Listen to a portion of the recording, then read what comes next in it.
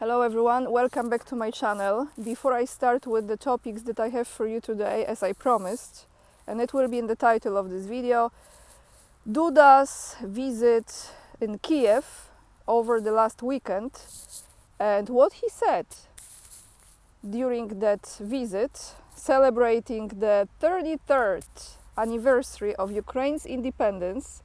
We will go through this, and I have one more article kind of, well, actually related to that topic as well.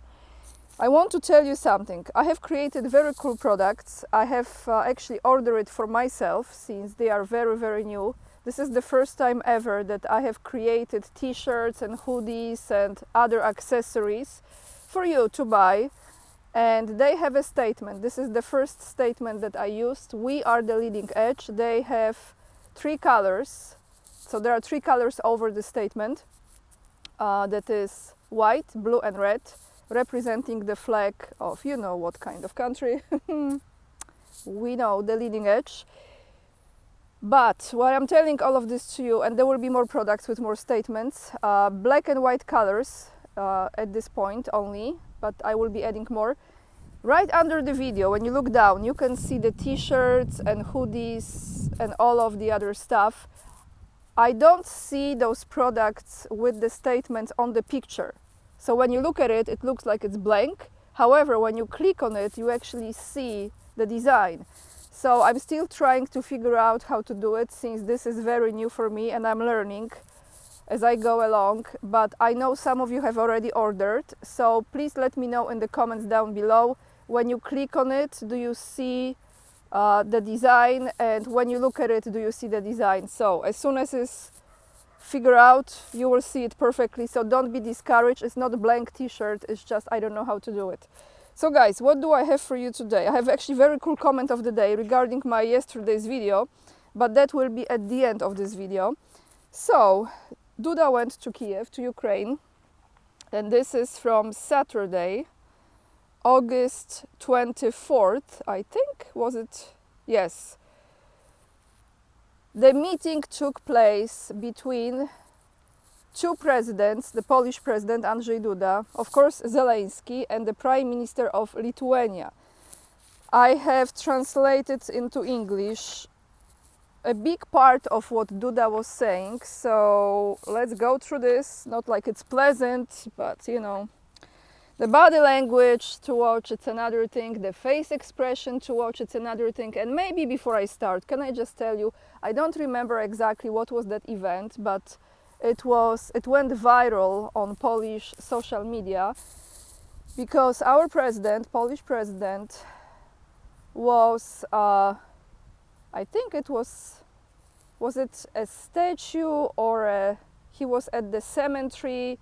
He was honoring something of Ukraine's history. I don't know exactly what it was, I don't remember, but he was laying down the flowers, and when he was at the front of it, of that monument, when he was doing that, he actually kneed, like on his knee, and people went crazy after this.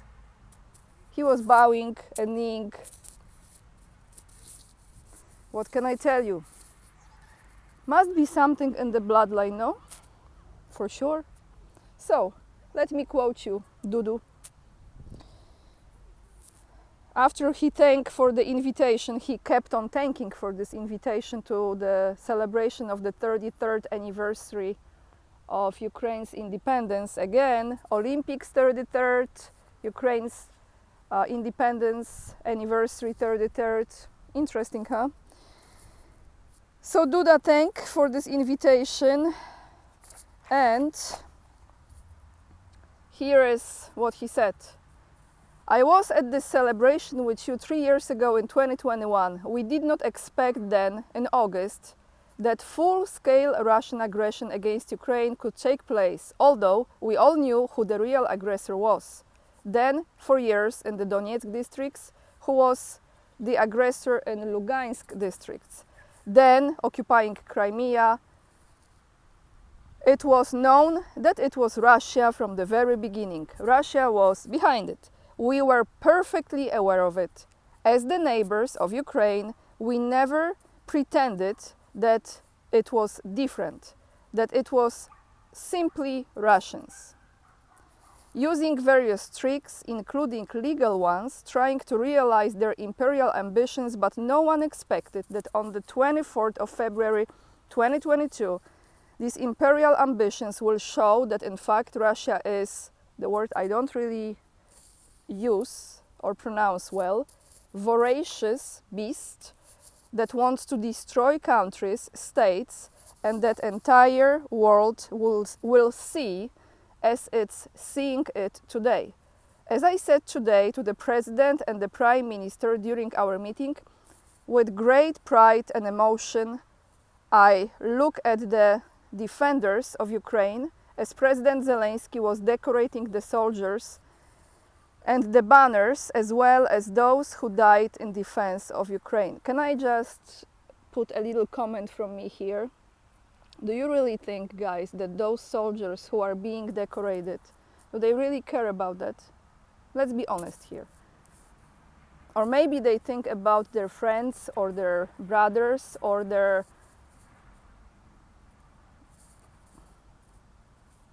soldiers they were fighting alongside with, who are no longer there. Don't you think they all realize that this is heading nowhere? So do they really care about those medals? I'm just asking here, genuine question.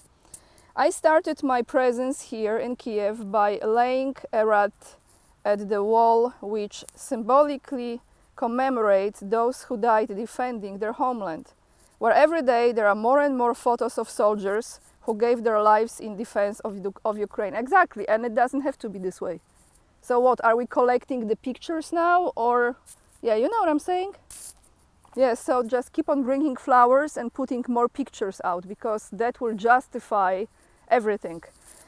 Thank you for this invitation, Mr. President. I am emotional. I am moved that here on territory of independent, sovereign Ukraine that is still defending itself, I can be with you today. He kept on thanking pretty much the entire speech. Just as I was here also on the February 23rd, on the eve of Russian aggression, to show that neighbors are with Ukraine, to show that Ukraine is not alone, and to show that we are not afraid. So today, both Poland and Lithuania are represented here in Kiev, and that's why we are saying today we are not afraid. Even if Russian missiles will be flying, we are not afraid. Yes, you remember when Zelensky was in Warsaw? Remember when he signed that, well, Tusk signed it, the full support, right? You remember? Including, just in case, if anything is flying over Poland and is for sure Russian, we're gonna shoot it. So we are not afraid. Fantastic. Yes, we will continue to help Ukraine. Yes, we are sending military support and other support that is needed. Yes, we train Ukrainian soldiers, we train Ukrainian paramedics, we train Ukrainian firefighters. Yes, we implement it on a daily basis. Yes, we have already trained 23,000 soldiers and officers. Yes, we are co-organizing together with NATO in Bydgoszcz, the Polish-Ukrainian Operational Planning Center, the so-called JTEC. Yes, this is the first Ukrainian allied institution, I said it correctly? Allied institution to be established within NATO. Yes, we are very proud of it, that it's being established in Poland. And I am very happy that today we are standing here in this format that we have recently created, in the format that I can confidently say today of the Lublin Triangle. Oh, so this is the new thing, Lublin Triangle. What is this triangle? I forgot the name. That ships disappear, planes disappear, people disappear. Guys, I forgot the name. All of a sudden. Bermuda, right? Bermuda Triangle? Right, was it? So this is kind of like that, but it's Lublin Triangle. Poland, Lithuania, Ukraine. That we are here today to celebrate the independence of Ukraine, which has certainly survived the most difficult times. And didn't have to be this way, I'm just saying. and which I believe in this profoundly will win. Okay, let me repeat this again because you heard this correctly. Which has certainly survived the most difficult times and which, I believe in this profoundly, will win. Thanks to international support. Okay. We look with emotion when the PT-1 hard tanks transferred by us over a year ago from Poland are now defending Ukraine on the battlefields fighting in the Kursk region, where Ukraine shows that it has strength. Today, also show the Russian invader that it is able to proudly counterattack it with strength when it shows that the war is expensive and that is not the case that you could attack Ukraine with impunity without suffering any harm. We support Ukraine and we will be supporting Ukraine. I'm sure Poles are so happy about it. And just before, again, I continue because I cannot stop myself just to give my comments on this. Guys, when you watch this man, you are under undeniable impression that he feels much more as if he has this emotional connection with Ukraine, much more than he has with Poles. That's how I see it. Maybe there are some people who absolutely love him. I'm sure there are. I think the percentage is shrinking. But his heart is there. Let's put it this way, his heart is there. We will be supporting Ukraine politically on its way to membership in the NATO, in the largest defense alliance, as well as on its way to the European Union, which I hope will soon end with full membership. I emphasize it today. If anyone asked what is the legitimacy, sorry for my English everyone, of Ukraine, how legitimate Ukraine is to be part of the EU, then I will say it is certainly two things, leaving aside all economics issues, above all, the will of Ukrainian society. The Ukrainian society shows every day with its attitude in defense of its homeland that it does not want to be subordinated to the Kremlin, Russia, that it does not want to have here Russian mir, that it's part of the Western society, that it is part of the Western society, of the Christian community, of the cultural community to which it had belonged for centuries. And if someone asks whether it is true or whether it still belongs for centuries, I say that together we were part of the great Republic of Poland, our nations. Okay, here I think Zelensky kind of choked because, Ukraine was ever part of something bigger than Ukraine is itself, so not good, no bueno.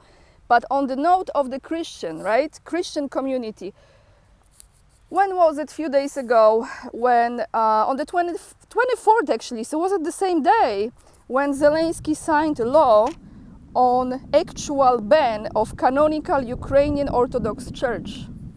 So this is not Christian community. So what was this, guys? Please tell me. But going back, so we were all part of the Republic of Poland.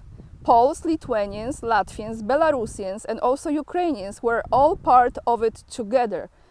We were part of a great organism that in fact was the progenitor, I think that's how you say it, of the European Union. Can you believe it? So actually, he just said it, that we created the prototype for EU. Shall we be proud of it? What do you think, guys? Amazing? Absolutely amazing. The first great union on this continent. And does anyone still have the courage to ask whether Ukrainians have the historical legitimacy to be part of the European Union? They have the same legitimacy as we have, as Poles have, as our Lithuanian neighbors have. Oi, Dudu. So, I will end his spiel here. We will support Ukraine And we have trained how many? 23 or 26,000 soldiers. Let me see again. Where is the number? 23,000 soldiers. And on that note, since you know everything you watch or listen to, your computer knows, and your computer will suggest you the same stuff or in the same topics. Sometimes I wonder if my phone and my computer also knows what I'm thinking, because sometimes it reads my mind, to be honest, and suggests what I'm thinking. So I came across an article that is from Reuters. EU review does not recommend sending military trainers to Ukraine for now. So let me read you. Berlin, Reuters. The European Union's diplomatic service has called on member states to better adapt a military training mission for Ukraine to Kiev's needs, but stopped short of recommending the bloc send military instructors to the war-torn country. German weekly Welt am Sonntag reported this on Saturday. The EUMAM, I will say in Polish, mission, launched in November 2022, has trained from 600,000 Ukrainian troops, mainly in Poland and Germany, and is set to be extended by another 2 years once the current mandate runs out in mid-November. God knows where we are in November, everyone. It is imperative to train AFU Ukraine soldiers, Air Force Ukraine, right? Is it?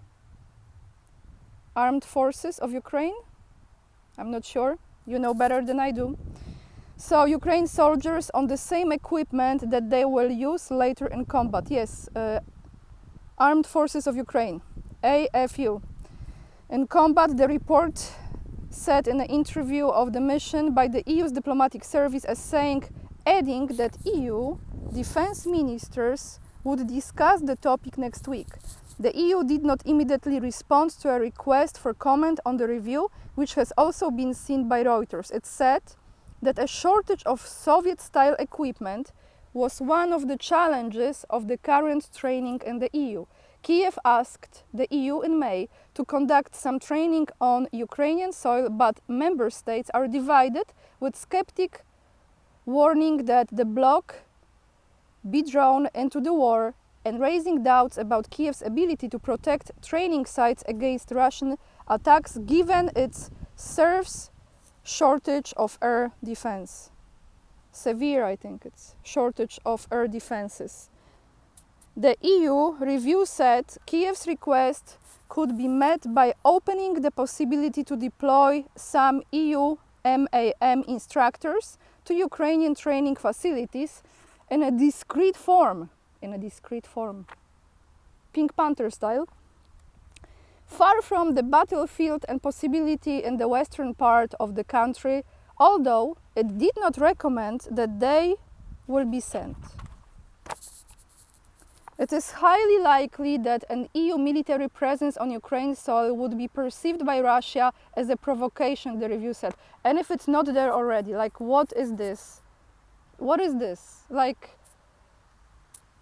layers and layers of BS.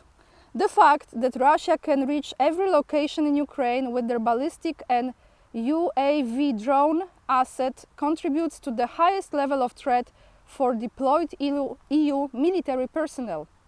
I mean, don't we all know this by now? But they still pretend like no one is there. The review raised the need to be able to evacuate EU troops in an emergency and the logistical effort involved in offering instructors fortified housing and training sites, while saying that some protective measures, such as against long-range air threats, were not achievable. Don't you worry, Poland will provide everything, the homes, the shelter, everything. Like, we've got you. Should the necessary political and operational conditions be met, the deployment of EU military personnel on Ukrainian soil is feasible. The document concluded, adding further analysis would be needed to fully assess the risk and advantages. However, the review did recommended that the EU established a coordination call in Kiev and explore possibilities to conduct training closer to Ukraine's borders, while also more Ukrainian instructors. Yeah, just keep on training close to the Ukraine border, especially from Poland side. Just from Poland. Don't worry, we've got you. They're gonna move all this stuff from Germany. Scott Ritter said that this is not going to be used for that. I don't know. I'm just saying. What do I know? I'm not an expert. I'm not. I'm just trying to look at this and see like who are they trying to fool. Oh, guys, thank you for watching and for hitting the like. Before we end this video, great comment from yesterday, from the video, Sunday video with the prophecies that actually you still like, which I appreciate. So comment from Julian's S. This is the video that was about another Bulgarian clairvoyant, Slava Sievrukova. You might check it out. I put it out yesterday. A very cool comment. You know, I believe in things like this. I don't believe in coincidences. I believe everything is connected. You just have to pay attention to it. And I don't believe in coincidences. I believe everything is happening. Either we recognize the connection, we connect the dots, or we don't. That's another story.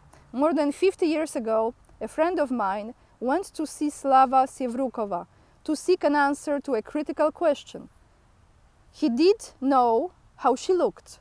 She stopped him in the street and called him by his name. Then she answered his question perfectly without him having even asked it. The political situation in Bulgaria is disastrous. Perhaps worst since the end of communism. I really appreciate your comment. You know, it's a small world. You never know.